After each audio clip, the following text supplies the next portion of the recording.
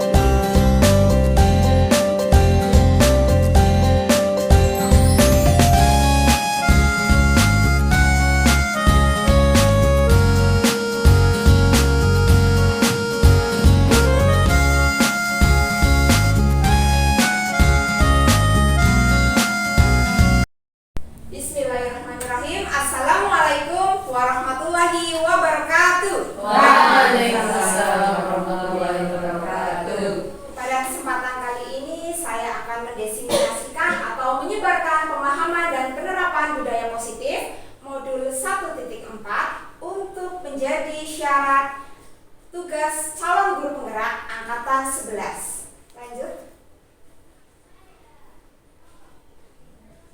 Sebelum saya memulai memaparkan presentasi kali ini, saya akan mencoba ice breaking ya, sebentar.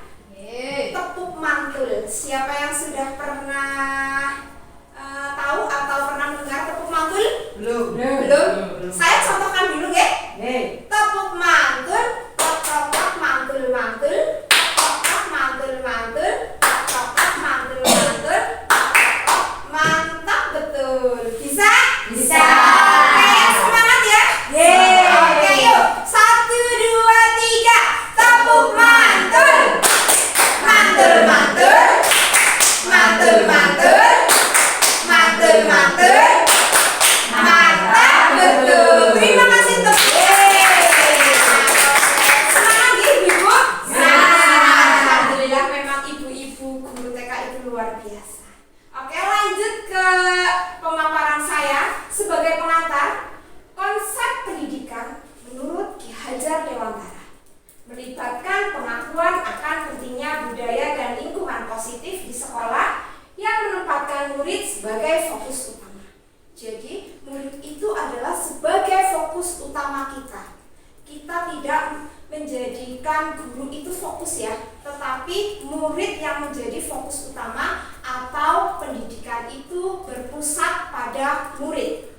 Lanjut, dalam konsep Ki Hajar Dewantara, pendidikan bukan hanya tentang transfer pengetahuan saja, tetapi juga mencakup pembentukan karakter dan pengembangan potensi setiap murid. Oleh karena itu, menciptakan budaya dan lingkungan yang mendukung, inklusif dan memberdayakan di sekolah menjadi kunci untuk mewujudkan visi yang diinginkan.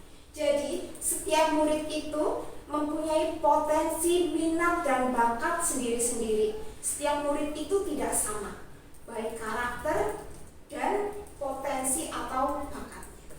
Oke, itu perlu dipahami kita sebagai seorang pendidik. Lanjut. Di sini kita akan mempelajari konsep inti dari budaya positif. Yang pertama itu adalah perubahan paradigma belajar. Yang kedua ada disiplin positif. Yang ketiga nilai-nilai kebajikan. Dan yang keempat kebutuhan dasar manusia, motivasi perilaku manusia, dan posisi kontrol sebagai seorang guru. Selanjutnya masih ada dua, yaitu keyakinan kelas dan segitiga restitusi. Ini yang akan kita pelajari bersama atau yang akan saya paparkan pada kesempatan kali ini. Lanjut. Yang pertama, ada pembelajaran dengan paradigma baru. Tentu saja kita harus menyesuaikan sebagai pendidik, kita harus menyesuaikan dengan kodrat zaman dan kodrat alam. Ketika kita sebagai pendidik tidak menyesuaikan dengan kodrat alam atau kodrat zaman, nantinya kita akan jauh tertinggal dari pendidikan-pendidikan di negara lain. Pembelajaran dengan paradigma baru merupakan pembelajaran yang dirancang berdasarkan prinsip pembelajaran berdiferensiasi sehingga para peserta didik belajar sesuai dengan kebutuhannya berdasarkan tahap perkembangan sesuai teori psikologi modern untuk mewujudkan profil pelajar Pancasila. Profil pelajar Pancasila itu yang sedang digaungkan oleh Mas Nadiem Makarim sebagai visi pendidikan nasional. Profil pelajar Pancasila diantaranya yaitu beriman, bertakwa pada Tuhan Yang Maha Esa dan berakhlak mulia. Lalu ada berkebinekaan global, bergotong royong, kreatif, mandiri, dan bernalar kritis. Sepertinya ibu-ibu juga sudah bisa ya menyanyikan lagu belajar Pancasila. Bisa nggih?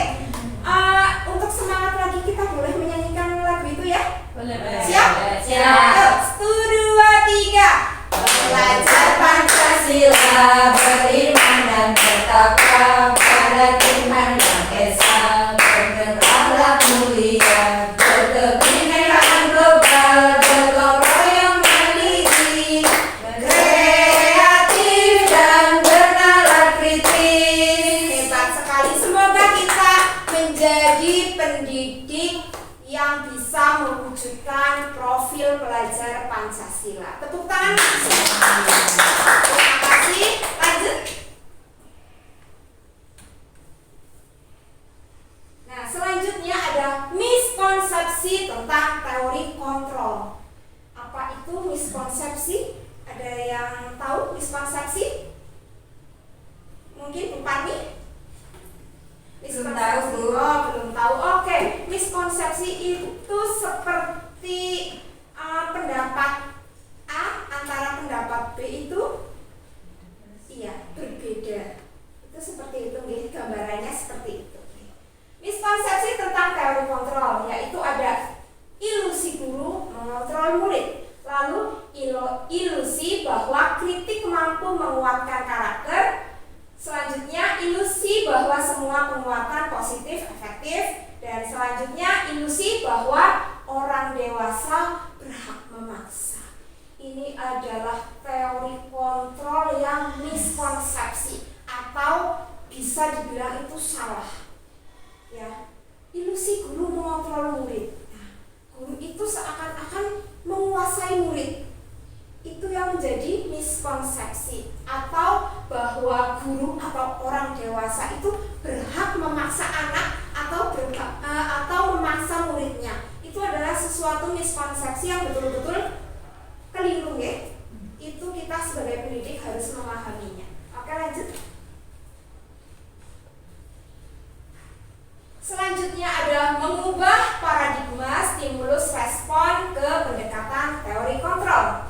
Yang pertama ada stimulus respon dan sebelahnya itu adalah teori kontrol. Ya.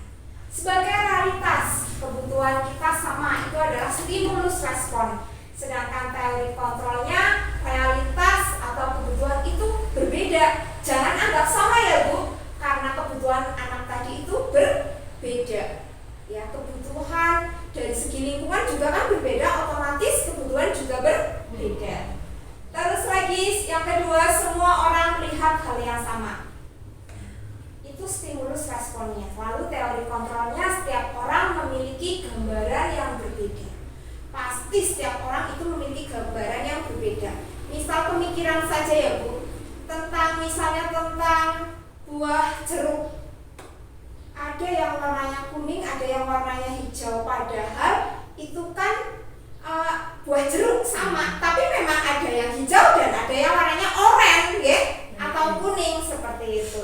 Lanjut, kita mencoba mengubah orang agar berpandangan sama dengan kita. Itu termasuk keliru atau tidak Ibu? Keliru ya.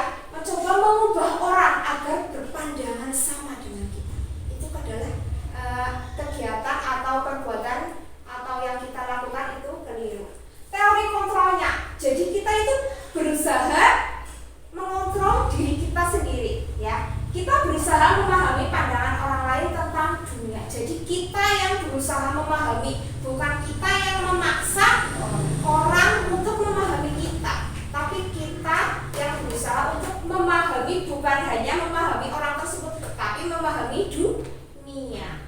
Selanjutnya, perilaku buruk dilihat sebagai suatu kesalahan. Nah, biasanya ini kita ya menjudge anak-anak nakal seperti itu nih. Itu keliru nih. Itu ada teori kontrolnya, yaitu semua perilaku memiliki tujuan. Oh, berarti si A mungkin mencubit temannya, padahal dia mempunyai maksud untuk menarik perhatian dari gurunya, karena mungkin di rumah dia kurang perhatian dari orang tuanya. Seperti itu.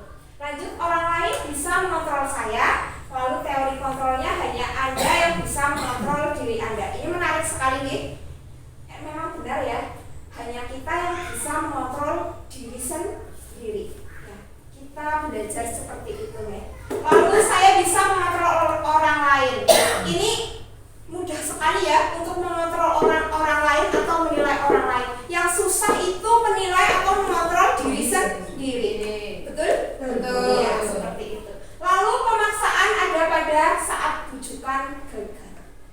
Teori kontrolnya kolaborasi dan konsensus menciptakan pilihan-pilihan baru. Dan yang terakhir, model berpikir menang atau kalah. Nah, setiap pertandingan, apalagi sekarang kan lagi 17-an banyak pertandingan nih, ibu-ibu. Ada kalau kita ikut dalam pertandingan pasti ada pikirannya mesti mau menang atau kalah ya, seperti itu. Tapi kalau kita sudah menguasai teori kontrol, ada model berpikir menang-menang. Kita optimis ibu, menang-menang, bisa. Seperti itu, jangan aduh mau gak bisa seperti itu. Tapi kita harus optimis. Itu adalah cerminan seorang pendidik di era apa ini Bu? Era globalisasi atau generasi Z atau mungkin sudah Z ya kalau sekarang. Lanjut.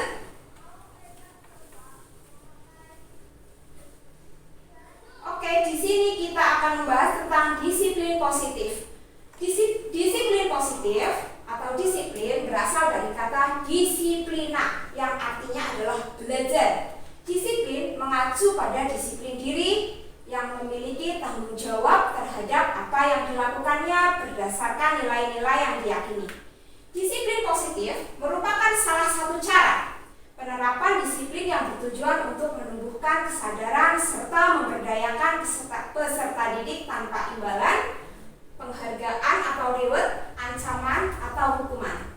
Sebagai pendidik, tujuan kita adalah menciptakan peserta didik yang memiliki disiplin diri sehingga mereka berperilaku mengacu kepada nilai-nilai kebijakan universal dan memiliki motivasi intrinsik dalam perubahan perilaku ke arah yang lebih baik. Jadi disiplin positif ini kita dapat tumbuhkan yang pertama melalui diri kita sendiri. Baru kita tularkan ke murid-murid atau kita menjadi contoh untuk murid-murid kita.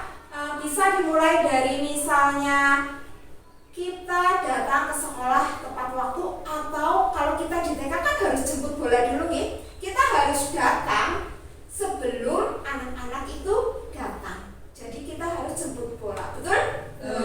Ibu-ibu sudah melakukan? Ada, sudah. Alhamdulillah. Lanjut. Lalu nilai-nilai kebajikan. Nah, di disiplin positif atau budaya positif ada nilai-nilai kebajikan. Ada 3 nih. Yang satu, profil pelajar Pancasila. Yang tadi beriman dan bertakwa, lalu berakhlak mulia, berkebinekaan global, gotong royong, mandiri, kreatif, dan bernalar kritis. Tentunya ibu-ibu sudah paham semua. Dan yang kedua, ini pakai bahasa Inggris ya. IBO, Primary Years Program. Nah, bagus apa enggak tuh bahasa Inggris saya? Itu ada toleransi, rasa hormat, integritas, mandiri,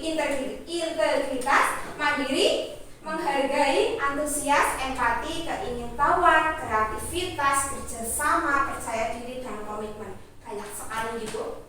Lalu yang ketiga, keterampilan hidup atau life skill. Itu ada dapat dipercaya, lurus hati, menjadi pendengar yang aktif, tidak merendahkan orang lain, dan memberikan yang terbaik dari diri. Ini benar-benar nilai kebajikan yang membuat kita kalau kita sudah menanamkan atau bisa melaksanakan ini nilai-nilai kebajikan, insya Allah kayaknya kita masuk surga, Bu. Amin. Lanjut. Oke, selanjutnya adalah kebutuhan dasar sebagai seorang individu atau seorang manusia. Kebutuhan dasar manusia adalah segala sesuatu yang kita lakukan untuk mendapat apa yang kita inginkan. Seluruh tindakan yang kita lakukan memiliki tujuan tertentu, dan semua usaha terbaik yang kita lakukan adalah dalam rangka agar kebutuhan dasar kita terpenuhi dengan baik. Di antaranya ada kebutuhan dasar ya, ada 5. Satu adalah cinta dan kasih sayang. Apa Bu? Cinta. Cinta dan kasih sayang. Lalu yang kedua ada kesenangan, kekuasaan, bertahan hidup, dan kebebasan.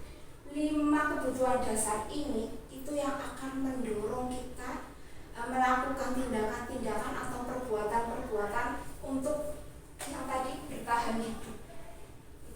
Jadi misalnya kita belanja, kalau ibu-ibu senang belanja, itu kita senang banget ya. Itu kita adalah mencari kebutuhan dasar kita, yaitu kesenangan, betul? Iya, seperti itu. Terus kita mencari cinta dan kasih sayang, ya. Mungkin dari suami atau anak, itu kita sebenarnya memenuhi kebutuhan dasar kita sebagai manusia, Bu, yaitu atas dasar cinta atau love. Oke, lanjut.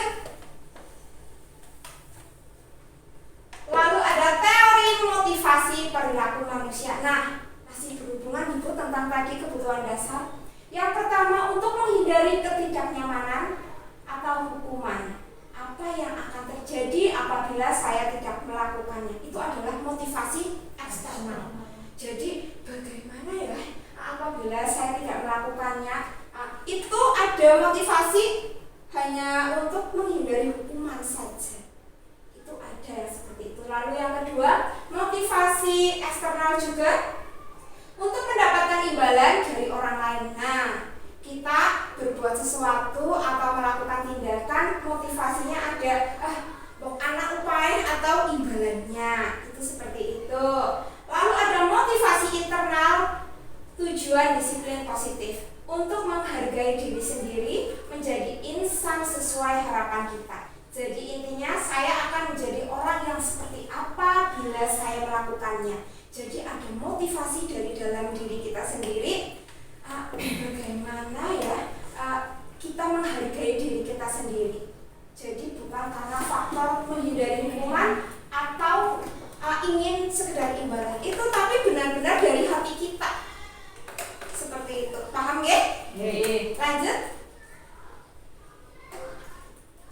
Ada hukuman, konsekuensi, dan restitusi. Jadi berbeda nih antara hukuman, konsekuensi, dan restitusi.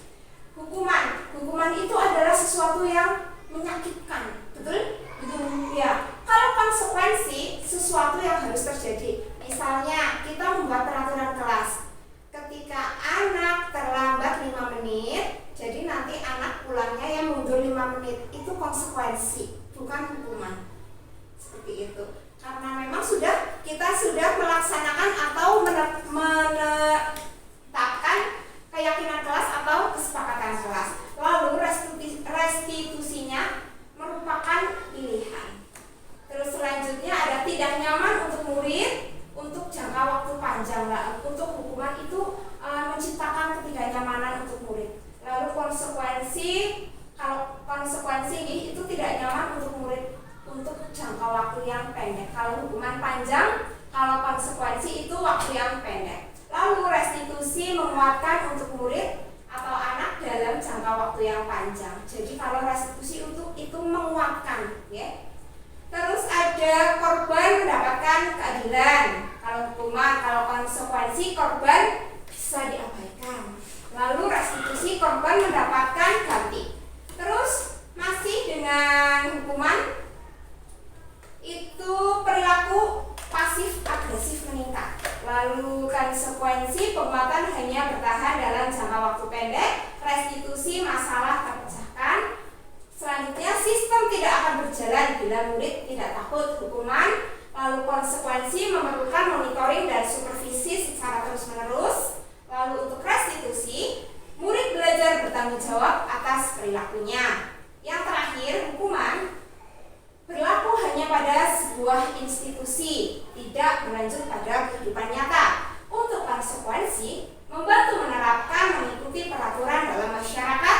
Lalu untuk restitusi, fokus pada pemecahan masalah dalam jangka waktu yang panjang. Oke, kita lanjut ya. Ada 5 posisi kontrol. 5 posisi kontrol kita sebagai seorang pendidik atau seorang guru. Yang pertama itu penghukum. Isinya menghukum tok ya, Bu.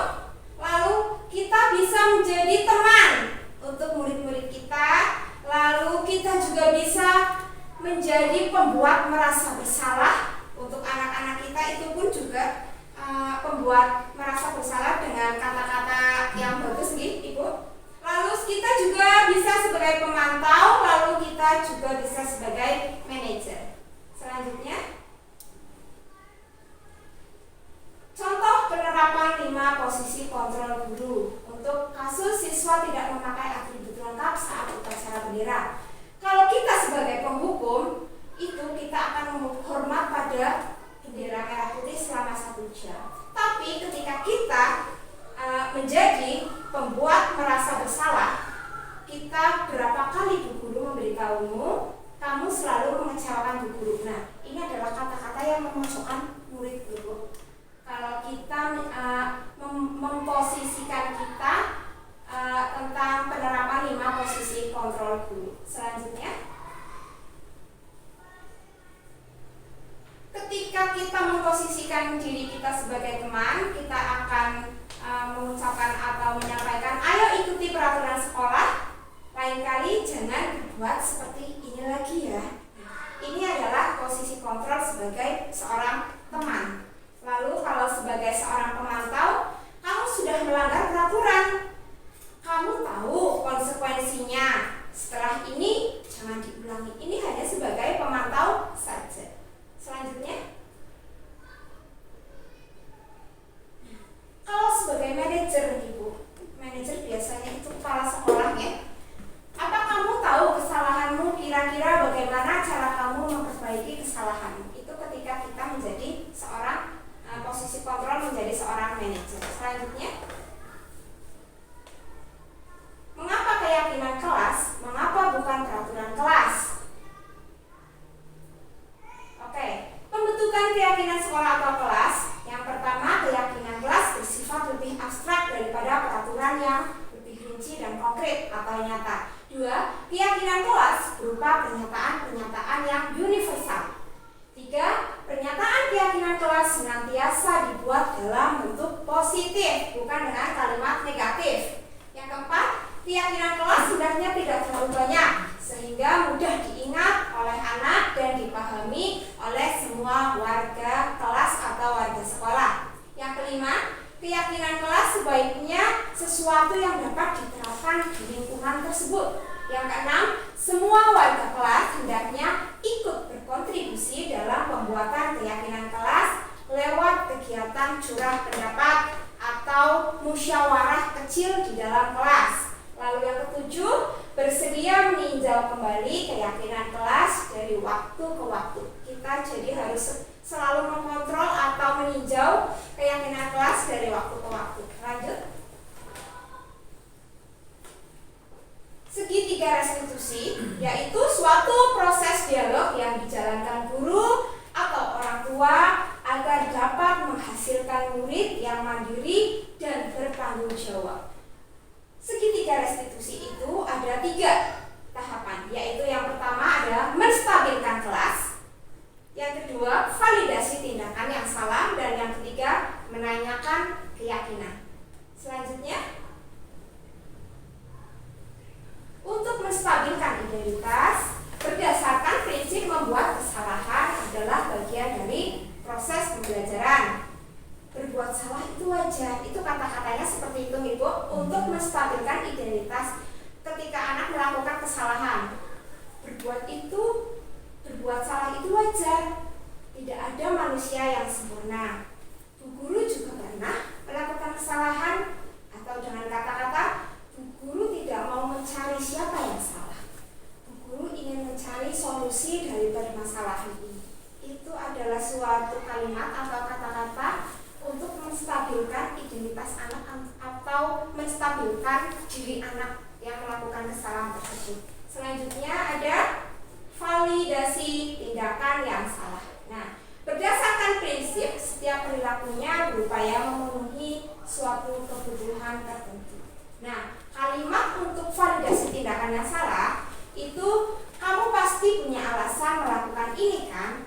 Jadi kita menggali informasi Ibu untuk memvalidasi tindakan yang salah. Atau padahal kamu bisa melakukan yang lebih buruk dari ini ya. Nah, lalu selanjutnya bisa juga dengan kalimat kamu melakukannya karena mempertahankan sesuatu yang penting bagimu. Seperti itu. Itu adalah validasi tindakan yang salah. Guru dapat menggunakan kata-kata ini. Selanjutnya, menanyakan keyakinan. Nah, ini adalah segitiga restitusi yang terakhir atau yang ketiga. Berdasarkan prinsip teori kontrol bahwa pada dasarnya kita termotivasi secara intrinsik ya.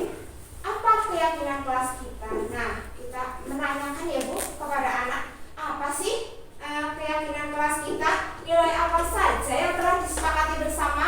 Atau seperti apa bentuk kelas yang ideal menurut kamu? Lalu atau kamu ingin menjadi orang yang seperti apa? Jadi kita mengingatkan tentang keyakinan kelas yang sudah disepakati.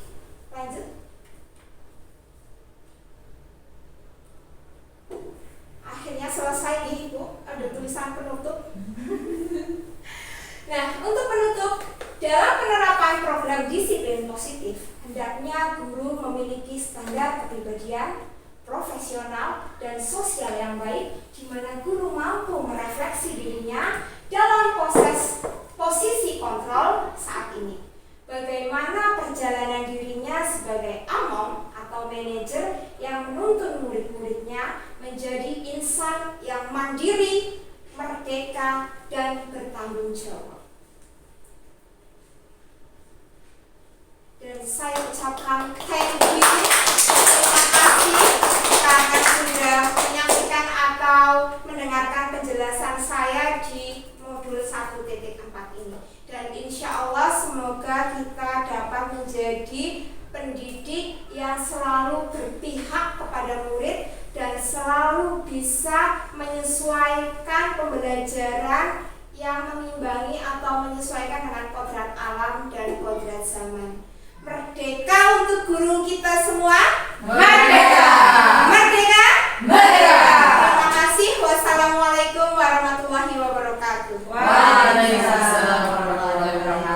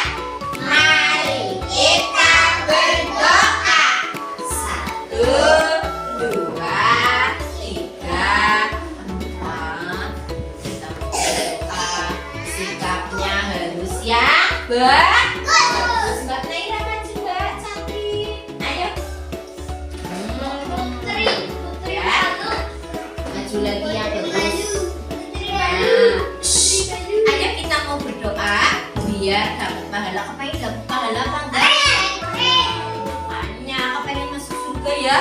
Kalau banyak-banyak berdoa nanti Allah sayang. Iya ya Naira ya. Naira. Tangannya dilipat ya kita berdoa. Nanti kalau gak mau berdoa dikerisikin nang setan. Baik, kepengen dikerisikin nang setan baik. Makanya tangannya dilipat, kakinya rapat. Mbak Inara. Doa mulai. A'udzubillahiminasyaitonirrajim. Bismillahirrahmanirrahim. Alhamdulillahi rabbil alamin. Ar-Rahmanir-Rahim. Maliki yaumiddin. Iyyaka na'budu wa iyyaka nasta'in. Ihdinas siratal mustaqim. Siratal ladzina an'amta 'alaihim ghairil maghdubi 'alaihim waladdallin. Amin. Bismillahirrahmanirrahim. Asyhadu alla ilaha illallah wa asyhadu anna Muhammadar Rasulullah. Artinya saya bersaksi bahwa tidak ada Tuhan selain Allah, dan saya bersaksi bahwa Nabi Muhammad utusan Allah. Bismillahirrahmanirrahim. Allahumma firli wali walidayya warhamhuma kama rabbayani shahida.